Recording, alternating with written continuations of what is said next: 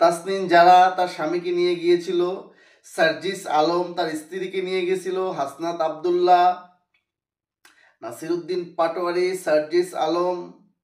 কি মনে করেন এমনটা কি হতে পারে যে তারা তাদের স্ত্রী ও স্বামীদের সহ বাংলাদেশ থেকে পশ্চিমা রাষ্ট্রে গিয়ে বিলাসী জীবনযাপনের জন্য একটা চেষ্টা করার জন্য পিটার হাসের সুপারিশের জন্য কি যেতে পারে?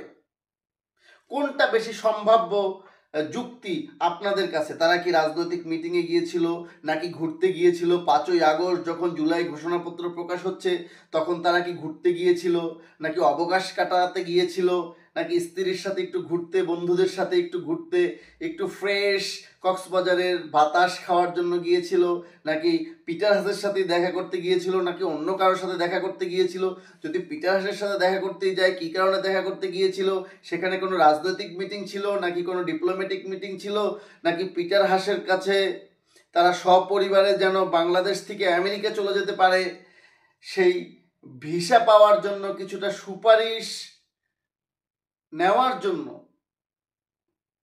প্রাক্তন এই রাষ্ট্রদূতের সাথে দেখা করতে গিয়েছিলেন আমাদের এনসিপির এই বলিষ্ঠ নেতারা? কি মনে করেন আপনারা, কোনটা সবচাইতে বেশি প্রাসঙ্গিক? আপনারা কিন্তু কমেন্টস করে জানাবেন।